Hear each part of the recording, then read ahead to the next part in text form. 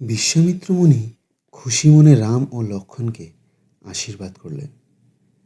তারকাবধের পর তাঁরা আরও আত্মবিশ্বাসী হয়ে উঠেছিলেন।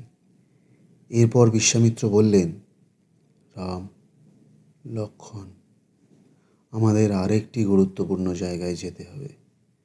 সামনে যে পথ, সেখানে আছে এক অভিশপ্ত স্থান, যেখানে এক সময় মহান ঋষি গৌতমের আশ্রম ছিল।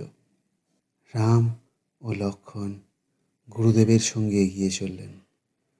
পথের দুই পাশে বিশাল গাছপালা, দূর থেকে ভেসে আসছিল ঝর্ণার মৃদু ধ্বনি। কিন্তু হঠাৎই চারপাশে এক আশ্চর্য নীরবতা নেমে এলো। বিশ্বামিত্র থেমে বললেন, এই সেই স্থান যেখানে একদিন মহর্ষি গৌতম তার স্ত্রী অহল্যার সঙ্গে বাস করতেন। কিন্তু এখন এখানে কোনো প্রাণের চিহ্ন নেই, কারণ এই স্থান অভিশপ্ত। রাম বিস্মিত হলেন। তিনি দেখলেন চারপাশে গাছগুলো বিবর্ণ হয়ে গেছে, আশ্রমটি ধুলায় ঢাকা, আর সামনে পড়ে আছে এক বিশাল শিলা।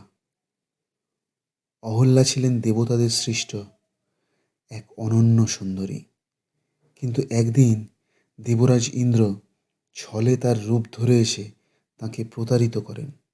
গৌতম ঋষি এই অন্যায় দেখে ক্রুদ্ধ হয়ে অহল্যাকে অভিশাপ দেন, যেহেতু তুমি প্রতারণা বুঝতে পারোনি, তাই 100 বছর ধরে পাথর হয়ে এখানে পড়ে থাকবে, যতক্ষণ না শ্রীরাম এসে তোমাকে মুক্ত করবে।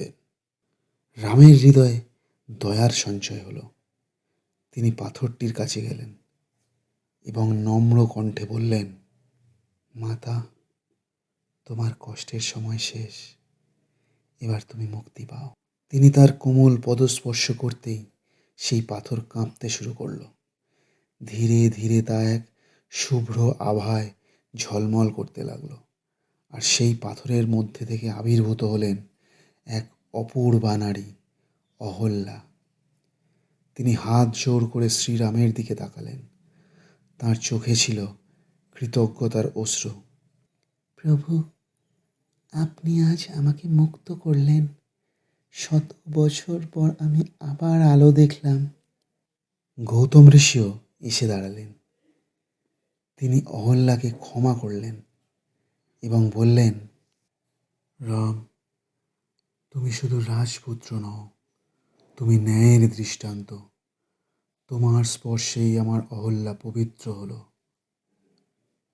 এরপর রাম, লক্ষ্মণ ও বিশ্বামিত্র আবার তাদের পথে এগিয়ে চললেন। সামনে অপেক্ষা করছিল আরও মহৎ অভিযান।